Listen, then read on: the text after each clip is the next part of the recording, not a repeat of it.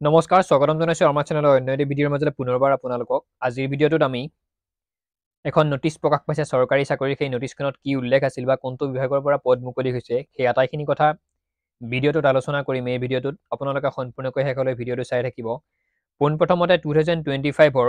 যিটো নৱবৰ্ষৰ আজি হ'ল 2024ৰ লাষ্ট দিন গতিকে আপোনালোকক ইংৰাজী নৱবৰ্ষৰ পোনপ্ৰথমতে শুভেচ্ছা জ্ঞাপন কৰিছোঁ তাৰ নেক্সট 30 তাৰিখে যিখন কেইদিনমান আগতে এই নটিচখন প্ৰকাশ পাইছিল কিন্তু এই যিটো এপ্লাইটো তেওঁলোকে লিংকটো মুকলি কৰি দিছে সেয়া 30 ডিচেম্বৰ তাৰিখে মুকলি কৰি দিছিল অৰ্থাৎ যোৱাকালি কোনখিনি ডিপাৰ্টমেণ্টৰ পৰা পদ মুকলি হৈছে এই কথাখিনি অকণমান সবিশেষ আলোচনা কৰিম আপোনালোকৰ লগত তো যদিহে আপুনি এটা জবৰ বাবে বা এটা নিজৰ ভৰিত থিয় দিবৰ বাবে যদি আপুনি বিচাৰিছে যদি এটা চৰকাৰী চাকৰিৰ বাবে আপুনিও প্ৰিপেৰেশ্যন কৰি আছে তেনেহ'লে আমাৰ ভিডিঅ'টো সম্পূৰ্ণকৈ শেষলৈ চাব তো অকণমান বহলভাৱে মই কৈ দিছোঁ ইয়াত যিখন নটিচ প্ৰকাশ পাইছে সেইখন আহিছে airport authority of India recruitment 2025 ইণ্ডিয়াৰ এয়াৰপৰ্ট ফালৰ পৰা এইখিনি পদ মুকলি কৰিছে এপ্লাই মোড অনলাইন হ'ব অফলাইন নহয় আপোনালোকে এপ্লাই কৰিব লাগিব এপ্লাই লাষ্ট ডেট 28 জানুৱাৰী 30 ডিচেম্বৰৰ পৰা 2024 চনৰ 30 ডিচেম্বৰৰ পৰা এপ্লাইটো ষ্টাৰ্ট হৈছে আৰু 28 জানুৱাৰী তাৰিখে ইয়াৰ লাষ্ট ডেট অৰ্থাৎ যিটো লিংক সেইটো ক্ল'জ হৈ যাব 28 জানুৱাৰী তাৰিখে বয়সৰ সময়সীমা 18ৰ পৰা 30 বছৰ আপোনালোকৰ তাত ৰিলেক্সেশ্যন আছেই SC STৰ বাবে 5 বছৰ গভৰ্ণমেণ্টৰ যি ৰুল আছে ৰিলেক্সেশ্যনৰ সেই ৰুল মতে যাব SC STৰ বাবে 5 বছৰ OBCৰ বাবে 3 বছৰ আৰু এক্স ছাৰ্ভিচমেনৰ বাবে ইহঁতে 3 বছৰ উল্লেখ কৰিছে চেলেৰি আপোনালোকৰ 31,000 টকাৰ পৰা 92,000 টকা পৰ্যন্ত আপোনালোকৰ দৰমহা হ'ব পাৰে লগতে আপোনালোকৰ গ্ৰেড পে থাকিব সেইবোৰ চিন্তা কৰিব নালাগে এক্সট্ৰা যিমানখিনি থাকে সেইবোৰ পাবই যিকোনো জবতে আপোনালোকে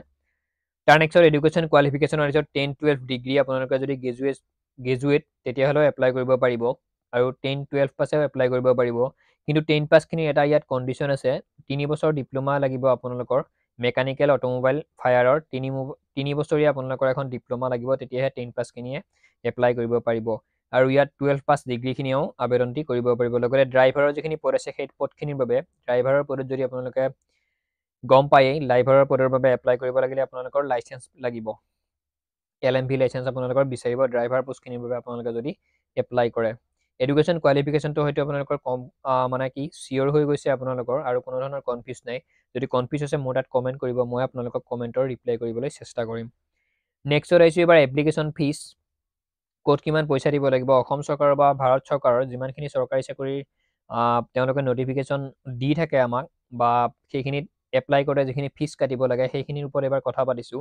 ইয়াত এপ্লিকেশ্যন ফিজত OBC UR EWSৰ 1,000 টকা লিখা আছে আপোনালোকে যদি এপ্লাই কৰে 1,000 টকা পে'মেণ্ট কৰিব লাগিব তেওঁলোকক 1,000 টকা দিব লাগিব আপোনালোকৰ অনলাইন যোগে next women SC ST ex ছাৰ্ভিচমেনৰ বা যিখিনি জেনেৰেল কেণ্ডিডেটৰো ওমেন আছে তাৰ নেক্সট UR বা EWSৰ যিখিনি ওমেন আছে তেওঁলোকৰ কোনো ধৰণৰ ফিজ কাটিব নালাগে কেৱল OBC UR EWSৰ যিখিনি মেইল কেণ্ডিডেট আছে তেওঁলোকৰ 1,000 টকা ফিজটো কাটিব লাগিব ওমেনৰ কোনো ধৰণৰ ইয়াত বেলেঞ্চ কাটিব নালাগে টোটেল পোষ্ট ইয়াত 89টা অৰ্থাৎ 89টা পদ ইয়াত মুকলি হৈছে টোটেল পদ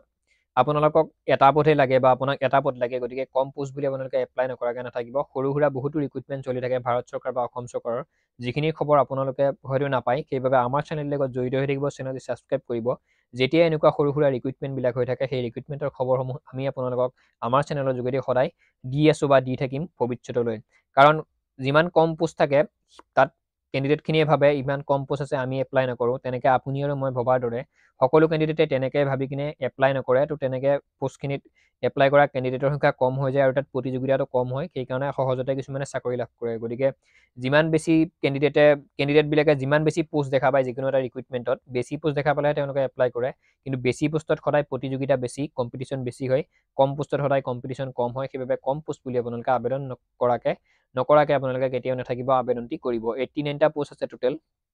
নেক্সট এপ্লাই ষ্টাৰ্ট মই কৈছোঁ আপোনালোকক 30 ডিচেম্বৰৰ পৰা আজি কিছুদিন আগত এখন নটিচ প্ৰকাশ পাইছে 30 ডিচেম্বৰৰ পৰা এপ্লাই যিটো ষ্টাৰ্ট লিংক সেইটো তেওঁলোকে মুকলি কৰিছে নেক্সট 28 জানুৱাৰী তাৰিখে ইয়াৰ লাষ্ট ডেট অৰ্থাৎ 28 জানুৱাৰী তাৰিখৰ পৰা আপোনালোকে আৰু এপ্লাইটি কৰিব নোৱাৰে তো এয়াৰপৰ্ট অথৰিটি ইণ্ডিয়াৰ ফালৰ পৰা যিমানখিনি পদৰ